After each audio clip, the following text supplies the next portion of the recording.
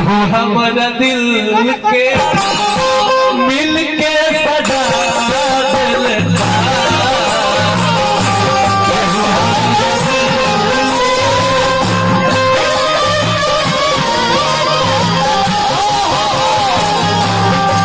हमारा दिल के मिल के सजा दिलता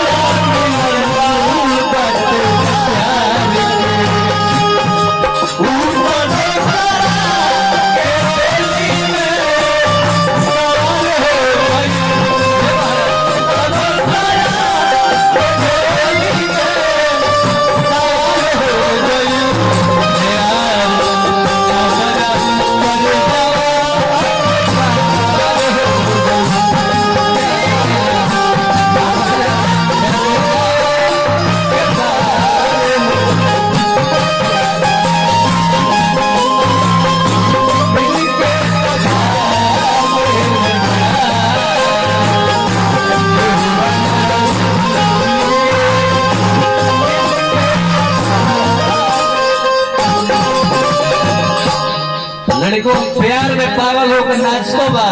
गली फाड़ने लगा बंदी मारने वाला है घरे ए भैया लड़की की तरह से पगली अरे पगली हम तो प्यार के पूजा मानत रहनी हम बुझनी जे प्यार पवित्र चीज है प्यार बढ़िया है लेकिन आज ते बता दी हले कि प्यार बढ़िया ना हो लव इज गॉड कहे कि हम पहले जानत रहनी love is God God is love लेकिन अब हमरा बुझा गई लव इज फ्रॉड ए भाई जे प्यार मन से करे नो ओकरे कैसे करे के चाहे का है कि काश दर्दे में भाई ऐसी रात आए निकले मेरी अर्थी तो काश तेरी बारात आए चांद सा चेहरा घूंघट में छुपा लेना इधर जरे चीता मेरी तुम उधर अपनी सुहाग रात बना लेना जाना तने देवमल राज के बर्बाद को बजाते बड़े लेकिन पागल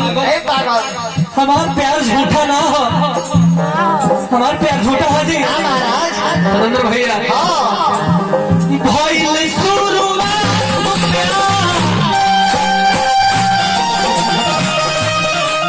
भैया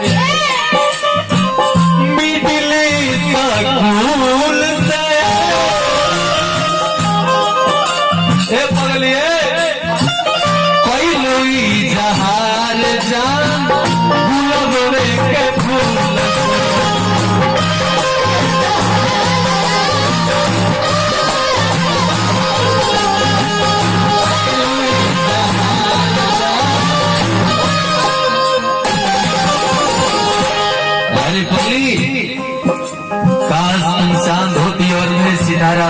होता अब का तारा के समझाए हम ये न तार शादी हुई तू अपना बलहुआ के घरे जाइबू अब हो जाए हमारे नहीं काहे कि काश चांद होती और मैं सितारा होता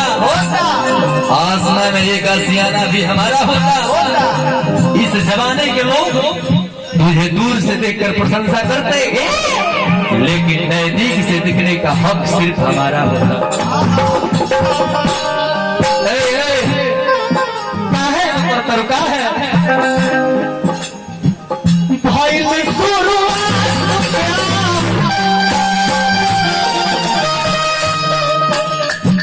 मिटले सकूल से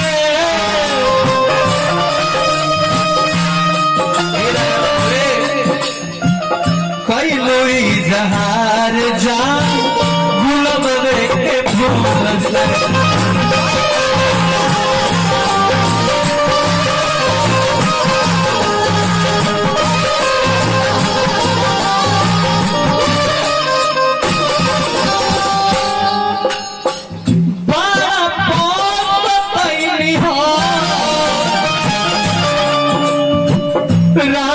तहरा प्यार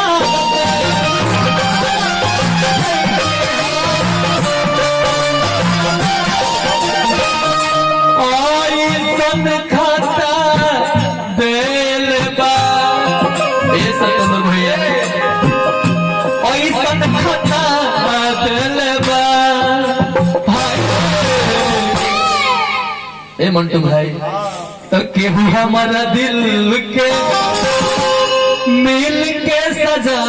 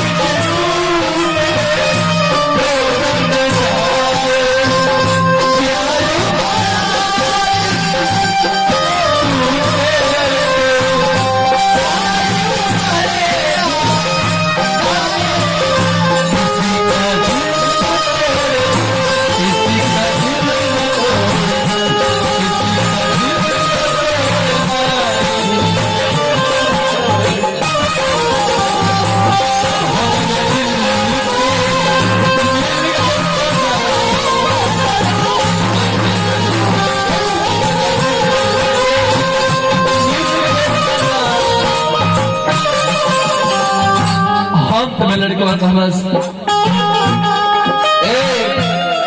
यार पारो जब स्कूल से छुट्टी होके नो तो 1 घंटा पहले हम भाग के चल आई पुलवा पर याद पर पीपर के गाछ आगे पुलवा पर पुलिया के सामने 1 घंटा बैठ के हमारा से तू कितना बतियलू क्रिया खैलू का नागेंद्र भैया खैले रहलू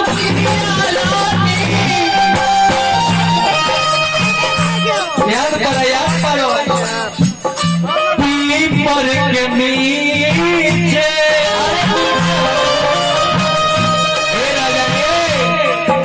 तोहरा के राखब राजा दिलवा के बीच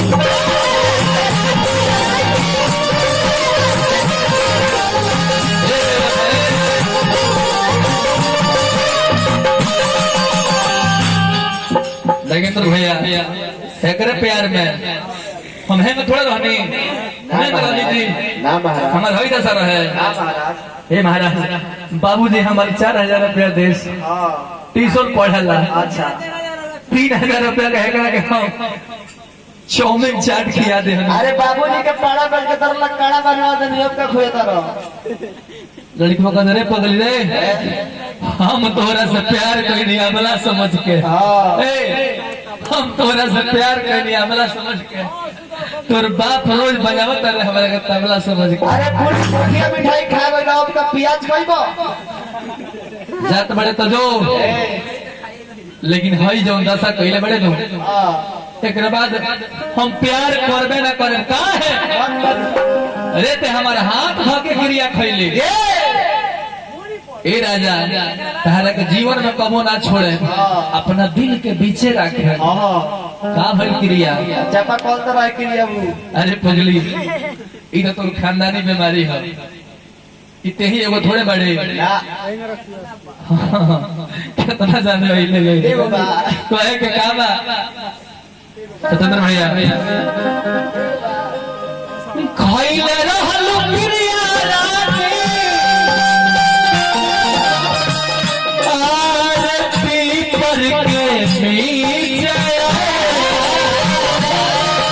ए मन सहारा के राखबो दिलवा के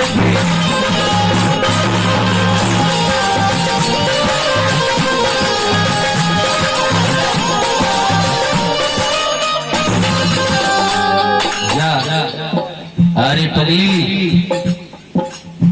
काश मेरे पास से खुशियों की दुकान होती। ए राजा काश मेरे पास से खुशियों की दुकान होती। उस दुकान में मेरी जान पहचान होती।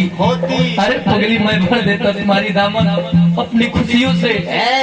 क्यों ना उस खुशियों की कीमत मेरी जान होती।